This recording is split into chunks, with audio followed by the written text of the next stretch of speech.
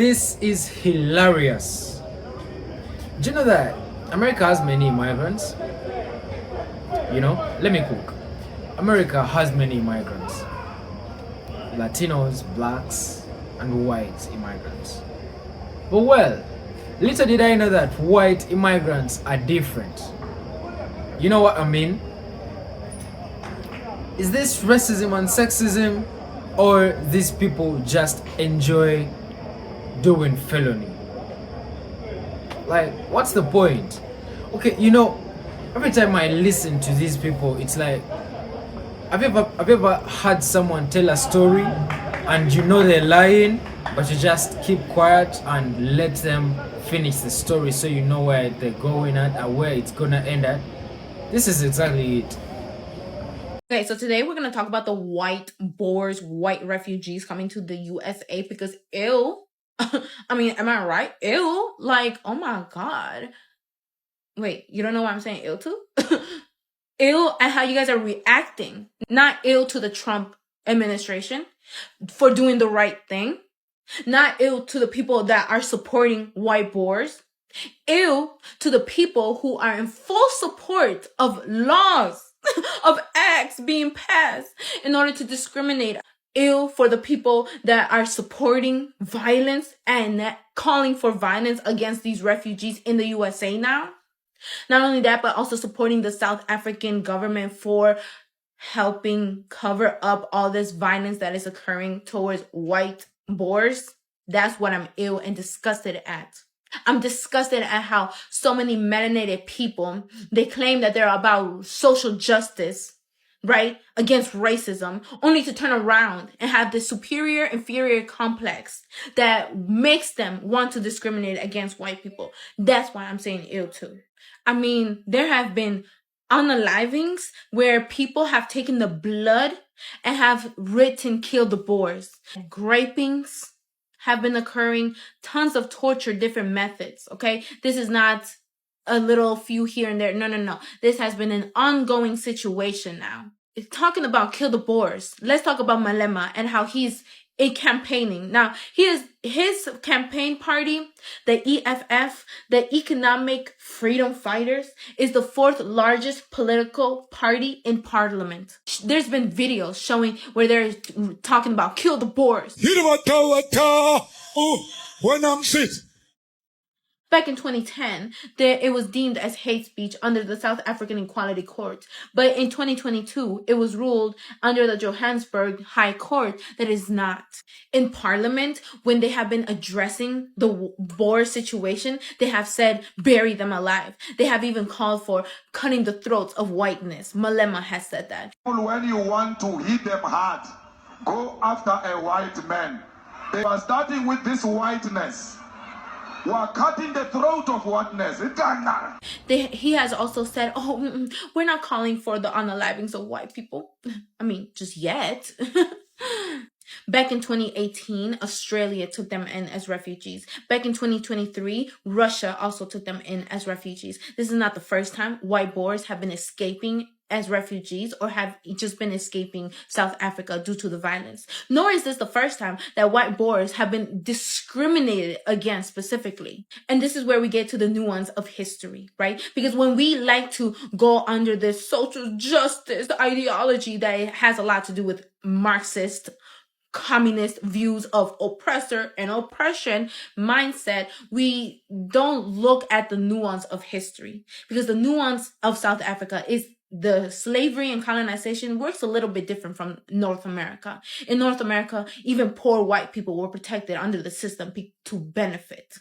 So to create that division. South Africa, there has been proof of white on white war crimes. Back in the 1800s, when Britain took over South Africa and started discriminating against Boers, in 1899 through 1902, in the Second Boer War, there was concentration camps of Boers in which 26,000 women and children were unalived. And part of that unaliving was starvation. During this time, their farms were getting attacked, burnings, salt, anything and everything to attack specifically white farm boers. Like, this is not the first time that they've been getting discriminated against, but now we're supporting it under the premises of social justice. They're just white colonizers. Yeah. People have even said they're not indigenous to that land. The indigenous people want that land and deserve that land. Okay. Cool. So does that mean that in North America, all of these Native Americans, they get to take any land they want? Black people's land, Asian people's land, white people, Asians' land. And also, does that mean that Latinos, also anybody who's Latino and is mixed with Native American or are fully Native American, does that mean that we all get to discriminate against Black people, white people, anybody, and actually start unaliving you guys, start taking back our land? Does that mean that we get to like kick you guys out of our land and say, you know what, go back to your country, go back to Africa, Black people, go back to Europe, white people, this is not your land? And in fact, we outnumber North America as it is. So does that mean that we should be accepted to invade North America and take the land back? No, because that's stupid, right? So this is their land. Black people have been here for 400 years. White people have been here for 400 years. Let's not forget, this is Native American land, baby. That kind of mentality is opening up the gateway for other acts of violence. Like, let's be realistic. Also, this idea that white people are guilty just because they're born and because other individuals that happen to share their own skin color did atrocious acts that they never ever did is insanity to me. It's insanity. Because does that mean that we as Native Americans and Latin Americans get the right to discriminate against Black people? Because Black people, there were also conquistadores. Black people, there were Black people that helped the Spanish seize important land that is now huge cities of today, like Mexico, Guatemala, Argentina. A lot of our lands were seized because of Black people also helping the Spanish. So does that mean that we get to discriminate? Because of people that share your race color, they did this. Now you guys are all being discriminated against. Now you guys are all guilty just by being born and having the exact same color. No, because that's stupid, right? You are not responsible for somebody else's actions, somebody else's crimes. You're not responsible for that. They also have done this in Zimbabwe. And let's look at what happened in Zimbabwe. Matt Walsh has talked about this, and I love that he brought that up, because in Zimbabwe, there were people under the social justice, right? A social justice movement of taking land back from these white people and giving it back, right? What happened in Zimbabwe? All right, they had to beg, they had to ask for the white people to come back. Why? Because fertile land is only fertile because you have to upkeep it. Okay? Just because you think, oh, it's fertile, let's just give it to anybody. First of all, the Boers only own 30% of the commercial fertile land, and other land could be used as fertile if people were taking care of their land, right? Now, this fertile land, it becomes unfertile because you don't manage it right. And that's what happened in Zimbabwe. When they took all of this land back from white people and then had to give it back, had to ask for them to come back, it was because people who took this land back didn't know how to manage fertile land. Also, I forgot to mention this is why I look a little bit different, but people have been saying, oh, the Trump administration has been allowing white people to come here as refugees, but Black and brown people are not allowed. Oh my God. First of all, let's not pretend like the United States of America has not been allowing refugees of Black and brown people all around the world into this country, giving them food, shelter, money, transportation, all sorts, even non-refugees, illegals, criminals coming into this country. We've been allowing them. We've been giving a lot of grace. Let's not act like Trump was the only person that has deported, because Barack Obama, your favorite president, was the worst of this deportation type of movements, okay? A lot of Latinos that are escaping Latin America, they're escaping because they don't want to address the real situation that's going on in Latin America. They're not escaping because there's acts being passed to discriminate on race. That would be different. Syrian refugees who are being discriminated solely based on race because of Arabs deserve to come here as refugees. People who are actually being discriminated, not because of politics, not because of poverty. Also, let's not act like the 8% of white people is ruining South Africa. 20,000 murders every single year occur. Okay, who is this? Who is doing the unalivings? Black people. Who are they unaliving? Black people.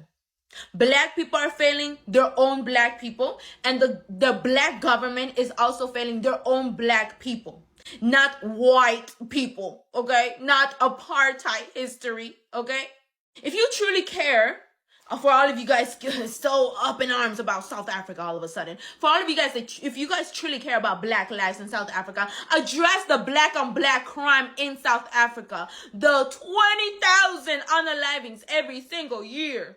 If you're going to be against racism, actually be against racism. Don't use social justice as an excuse to blame everything on white people.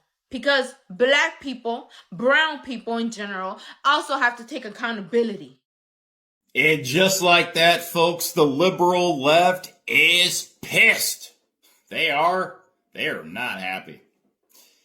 They are now against immigration into this country. Refugees. The same folks that want to come here to have a better life and to settle down and be fast-tracked into becoming U.S. citizens and to contribute honorably into this country. They show up with American flags and with gratitude and with the hopes of living out the American dream. And here we are, we have Americans that are not accepting of these folks. You should be ashamed of yourself. How many of you remember this TV show or this particular clip from this TV show? I voted for Donald Trump for one reason only. His policies, if implemented, would slow the dispossession of whites in the United States.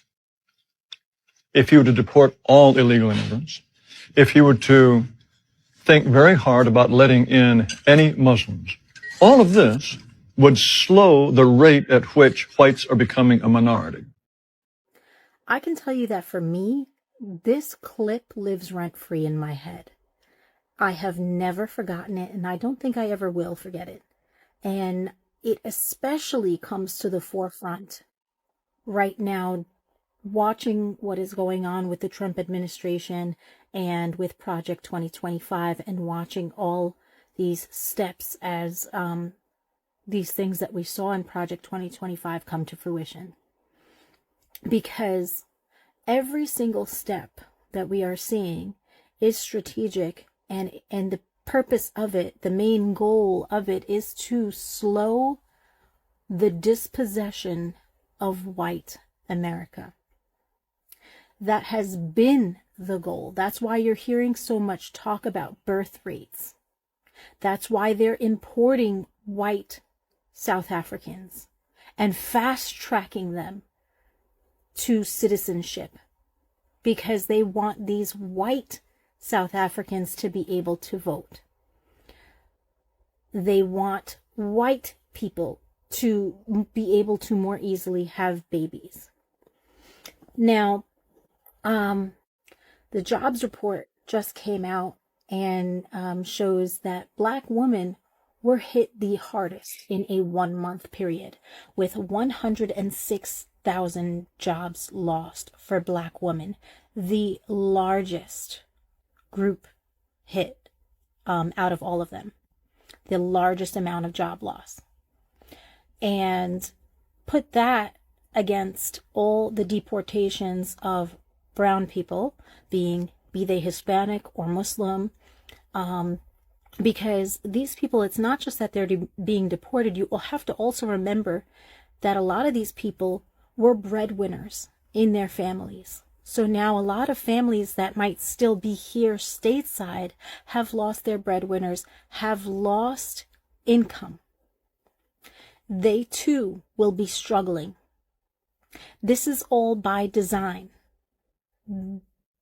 Every move has been strategic to put us or keep us in poverty while they raise up others.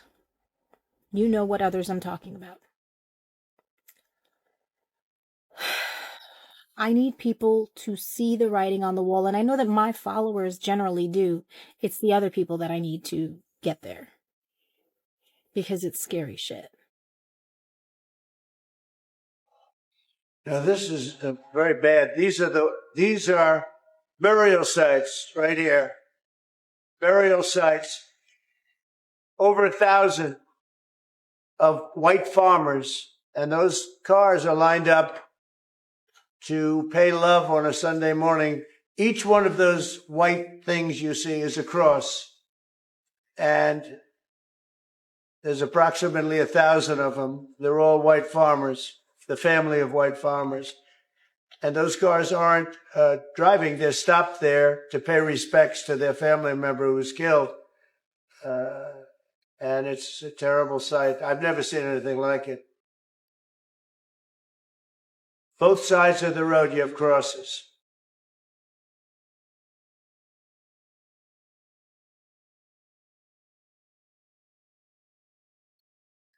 Where is that? Those people are all killed. Have they told you where that is, Mr. President? No. No, I'd like to know where that is, because this I've never seen. But, okay. I mean, it's in South Africa, that's where. We need to find out.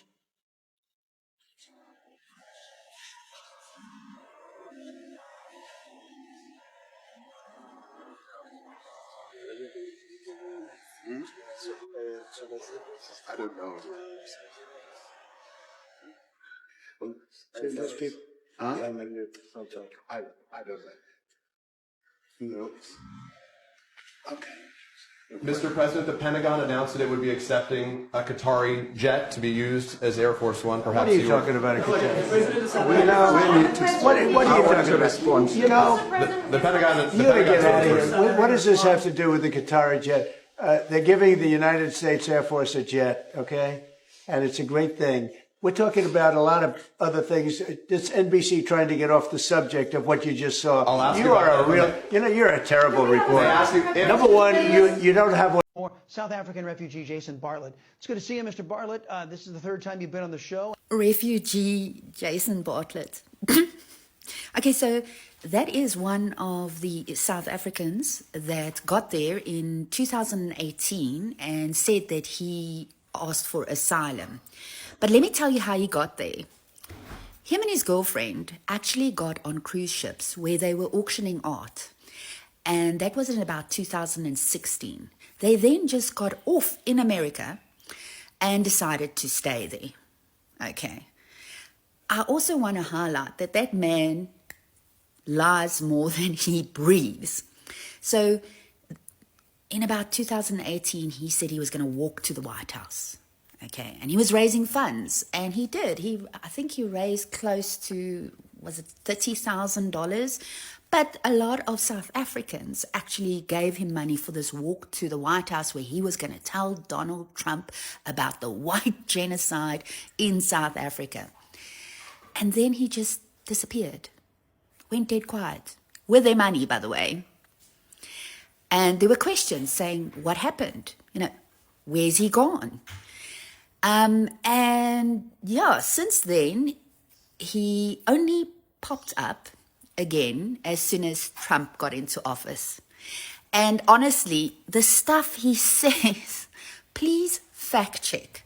Specifically, if it comes from a refugee from South Africa, fact check the information. Oh, and it's important to highlight, amidst this white genocide that he proclaims that there is in South Africa, even though he doesn't live in South Africa and knows nothing about what's going on here. His parents live here. His brother lives and works here. He hasn't even bothered saving them from white genocide. Anyway. The first group of white South Africans granted refugee status by the Trump administration arrived in the U.S. Monday. The group included 49 Afrikaners, which is an ethnic group in South Africa made up of descendants of European colonists. The arrival comes as the Trump administration has moved to ban the majority of new refugee claims from other countries. Child, how long are we going to allow this knockoff Gilead to continue? Did you guys see Trump attempt to confront the president of South Africa in the Oval Office today? It was quite embarrassing. He tried to show some video footage of South African farmers being run off of their farms or what have you. Apparently it's some old footage that the president of South Africa didn't even recognize. He said, "Where is that?" And Trump replies, that's in your country. You know, that's in Africa. He probably doesn't even know where South Africa is. Okay. How long is this Gilead experiment going to go on? How long are,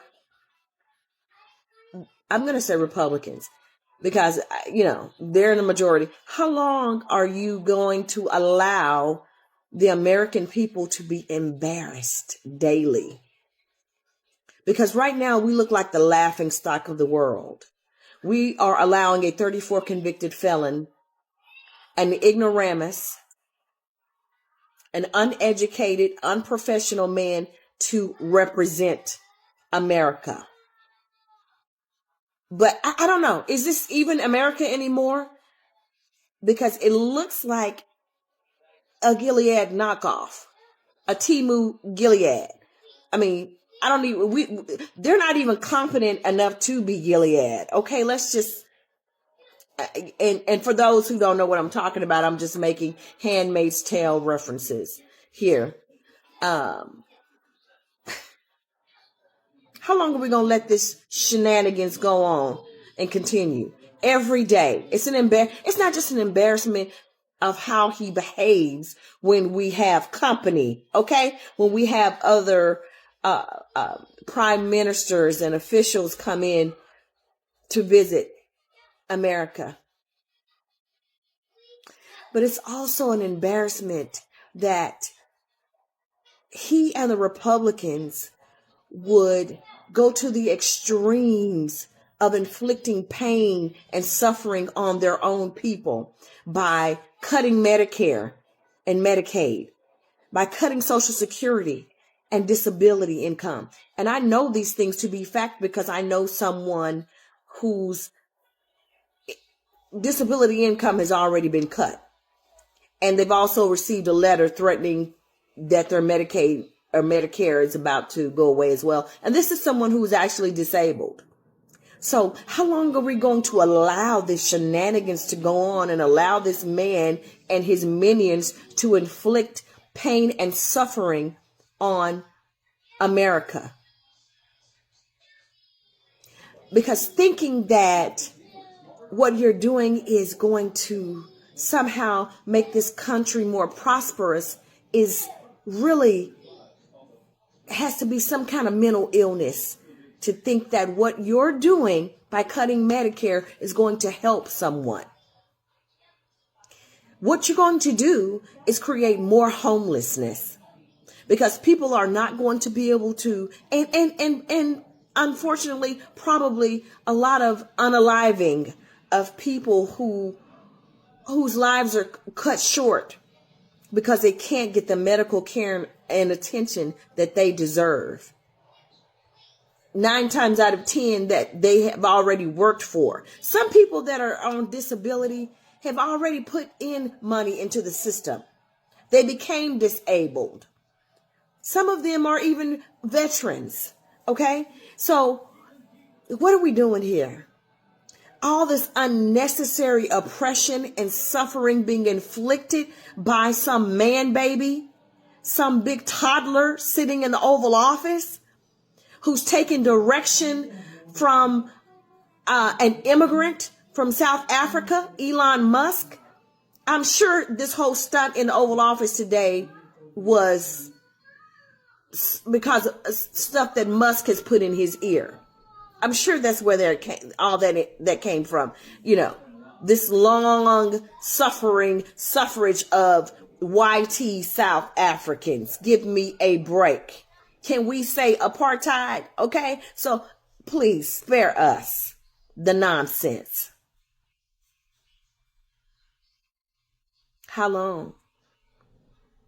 Did y'all see Handmaid's Tale episode last night? I did. That's all I'm going to say. Blink twice if you know what I'm talking about. Again, what we have, they're not even competent to be commanders. They're not even on that level. We've got Timu Gilead is what we're working with. Anyway, let me get off this horn, baby, chatting and get to bed. I just had to come on because I saw it across the screen on TV, and I just thought, let me get my thoughts out right now about this cray-crayness and this embarrassing stunt, unprofessional meeting of dignitaries. And, you know, he couldn't even stay on topic. It was just, Lord help us, Jesus. Somebody do something so we can all get on with the business of living our lives with dignity. Right now, we cannot. Have a good night. Chat with y'all soon. So I've been fortunate enough to be able to make contact with several senators across the United States of America. And hopefully I get to set up a personal in-person meeting with them to discuss the resettlement of Afrikaner farmers in their states. Hopefully predominantly my own state that I now call home, Alabama. Our plan is to raise funding and purchase land legally. With this land, we would divide it up into several farms and then hand it over to South African farmers coming as refugees to America. This way, they will be able to get government funding as well as funds that we raise in order to start their farms and start adding to the agricultural sector in America. There is a food crisis in America, not because there is not enough food. There is clearly enough food. However, the food that the Americans are eating is poisoned. It is poisoned with red 40, yellow 5, blue 2, folic acid, and many, many other things that are just detrimental to the body. So when these South African farmers arrive, unlike other refugees who burn the American flag, these South African farmers will represent a complete different genre of persecuted refugees in America. These refugees will start growing crops, they will start raising animals. Just like myself, my end goal is to own massive farms with wonderful meat, grass-fed lamb and beef, as well as for the crop growers, for them to go a non-Roundup method and opposite to what the world is currently offering, so that not only do we add to our communities, we also make our communities more healthy. Just like RFK wants to make America healthy again, so do the South African farmers. They want to come over to America and add to their communities, give back to the hand that feeds them, unlike the people like ANC in South Africa who bite the hand that feeds them. So we're looking forward to sitting down with these senators and addressing this situation and wonderful opportunity to not only bring over refugees, but bring over refugees that will not milk the system in the United States of America. Bring over refugees who will fly the United States flag, worship the Christian God, the only God we know, as well as become part of the community, giving to the people, joining the church, strengthening the foundations of America, and making America great under President Donald Trump. Thank you for watching Great Minds Blacks.